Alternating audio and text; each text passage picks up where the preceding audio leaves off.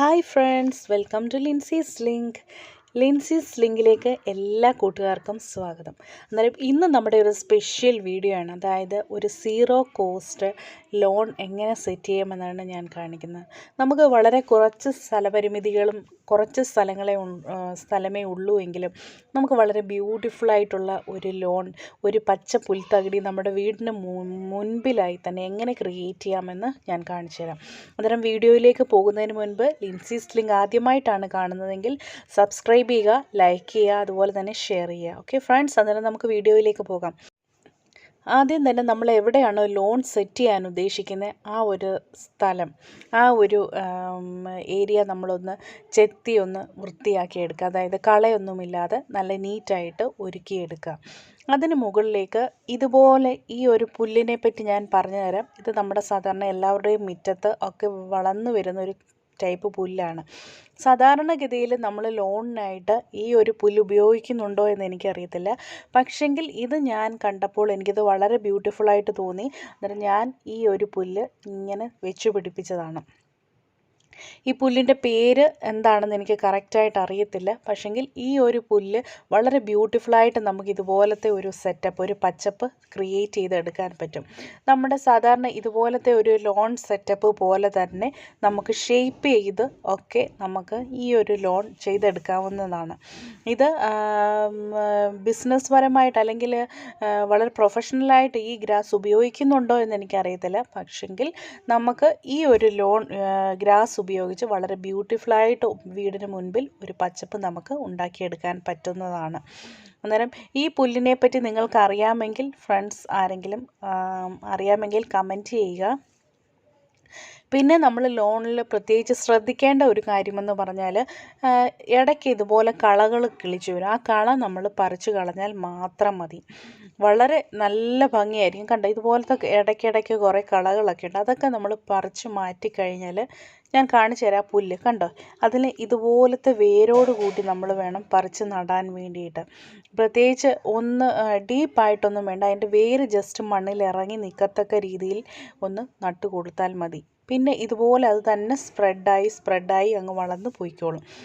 ടട്ടിൽ wine കൊണ്ട് പുൽത്തകിടി ഉണ്ടാക്കുന്നതൊക്കെ കണ്ടിട്ടുണ്ടല്ലോ, അതുപോലെ തന്നെ ഈ ഒരു പുല്ല് ഉപയോഗിച്ച് വളരെ ബ്യൂട്ടിഫുള്ളായിട്ട് ഒരു ലോൺ നമുക്ക് സെറ്റ് ചെയ്ത് എടുക്കാൻ പറ്റും. ഇതിൻ്റെ പുറത്ത് നമ്മൾ കയറി കണ്ടോ, ഇതുപോലത്തെ ചെറിയ ചെറിയ കളകൾ വീഡ്സ് വരും. അത് നമ്മൾ പറിച്ച് കളഞ്ഞാൽ മാത്രം മതി. പിന്നെ ദാണ്ടേ തുമ്പി വന്നു. അത് ഞാൻ നിങ്ങളെ കാണിക്കാൻ വേണ്ടി ഒരു അലോവേരയ്ക്കകത്ത് തുമ്പി വന്നിരുന്നതാണ്.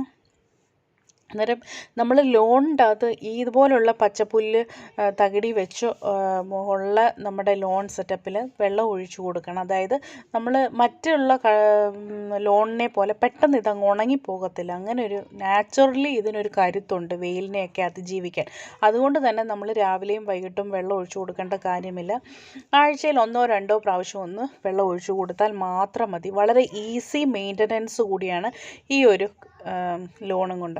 ഇതുപോലെ നമ്മുടെ നാച്ചുറൽ നല്ല പ്രൊഫഷണൽ ചെയ്തിരിക്കുന്ന ലോൺ സെറ്റപ്പ് പോലെ തന്നെ കാണാൻ നല്ല ഭംഗിയായിരിക്കും ഈ ഒരു ലോണും. വളരെ ഈസി ആയിട്ട് നമുക്ക് വളർത്തിയെടുക്കാൻ പറ്റും. നമ്മുടെ ഈ ചൂടിനെയൊക്കെ പ്രതിരോധിക്കാനുള്ള ഒരു കഴിവും ഇതിനുണ്ട്. അന്നേരം നമുക്ക് പിന്നെ എപ്പോഴും ട്രിം ചെയ്യേണ്ട കാര്യമോ അങ്ങനെ ഒന്നും വരുന്നില്ല. ഈ ഒരു ഗ്രാസ് ഇത് നമുക്ക് ട്രിം ചെയ്യാതെ തന്നെ അതിൻ്റെ ഒരു നാച്ചുറൽ ഗ്രോത്ത് അത്രയേ ഉള്ളൂ. ഒരുപാട് കാട് പിടിച്ച് വളരുകയോ ഒന്നുമില്ല. ഇത് നിലം പറ്റി നല്ല സ്പ്രെഡ് ചെയ്ത് വളരുന്ന ടൈപ്പ് ഒരു ഗ്രാസാണ്. അതുകൊണ്ട് തന്നെ ഇത് നമുക്ക് ഇങ്ങനെ വളർത്താൻ വളരെ നല്ലതാണ്. നിങ്ങൾക്ക് ഇത് ഒന്ന് ട്രൈ ചെയ്ത് നോക്കൂ. ഇഷ്ടപ്പെട്ടാൽ നിങ്ങൾക്ക് ഇതുപോലെ ചെയ്യുക. ഞാൻ ജസ്റ്റ് കാണിച്ചു എന്ന് മാത്രമേ ഉള്ളൂ. നമ്മുടെ പ്രൊഫഷണൽ ഇതുപോലെയുള്ള ലോൺ സെറ്റപ്പിന് അനുസരിച്ച് അതുപോലെ തന്നെ നമുക്ക് ഇഷ്ടമുള്ള രീതിയിൽ വളർത്തിയെടുക്കാൻ പറ്റും. ഇത് നമ്മൾ നല്ല ട്രിം ചെയ്ത് വെച്ചിരിക്കുന്ന ഒരു ലോണാണ്. ഇത് നമുക്ക് ട്രിം ഒന്നും ചെയ്യേണ്ട, അല്ലാതെ തന്നെ ഇതുപോലെ നമുക്ക് വളർത്തിയെടുക്കാൻ പറ്റുന്നതാണ്. നല്ല ബ്യൂട്ടിഫുള്ളാണ്, നല്ല ഗ്രീനറിയാണ്. ഇത് കാണാൻ ഒരുപാട് ഭംഗിയുണ്ട്. അന്നേരം നിങ്ങൾക്കിത് ഇഷ്ടപ്പെടുവാണെങ്കിൽ ചെയ്ത് നോക്കുക. പിന്നെ പ്രത്യേകിച്ച് ശ്രദ്ധിക്കേണ്ട ഒരു കാര്യം, ഇതിന് ഫെർട്ടിലൈസേഴ്സോ വളമോ ഒന്നും കൊടുക്കേണ്ട കാര്യമില്ല. അത് നാച്ചുറലി അങ്ങ് വളർന്നു വന്നോളും. ഇതാണ് ഇതിൻ്റെ ഇതുപോലത്തെ ചെറിയ ഓരോ മൂട് നിങ്ങൾ പറിച്ചൊന്ന് വെച്ച് നോക്കിയാൽ മതി. വെച്ചതിന് ശേഷം തന്നെ അത് കിളിച്ച് വന്നോളും. ഒരു കാര്യവും ചെയ്യേണ്ട കാര്യമില്ല, തന്നെ നാച്ചുറലി കിളിച്ച് വരും. നല്ല വേരോടുകൂടി വെക്കാൻ ശ്രദ്ധിക്കുക. വേരോടുകൂടി വെച്ച് കഴിഞ്ഞാൽ അത് പെട്ടെന്ന് നല്ലതുപോലെ കിളിച്ച് വരും. ഇതാണ് പുല്ല്. ഇതിൻ്റെ പേരെനിക്ക് കറക്റ്റ് അറിയത്തില്ല, പക്ഷെങ്കിൽ ഞാൻ ഇത് നട്ടാണ് ഇതേപോലെ ഒരു ലോൺ ക്രിയേറ്റ് ചെയ്തിരിക്കുന്നത്. ഇത് ജസ്റ്റ് മണ്ണിലോട്ടൊന്ന് വെച്ച് കൊടുത്താൽ മാത്രം മതി. സാധാരണയായിട്ട് നമ്മളൊരു ലോൺ സെറ്റപ്പ് ചെയ്യണമെങ്കിൽ ഒരു സ്ക്വയർ ഫീറ്റിന് വെച്ച് നമ്മൾ ക്യാഷ് കൊടുത്താണ് ഇത് ചെയ്യേണ്ടത്. ഇതിന് നമ്മൾ ഒരു സ്ക്വയർ ഫീറ്റിനും ക്യാഷ് കൊടുക്കേണ്ട, വളരെ ഈസിയായി തന്നെ നമുക്കിത് ഉണ്ടാക്കിയെടുക്കാൻ പറ്റും.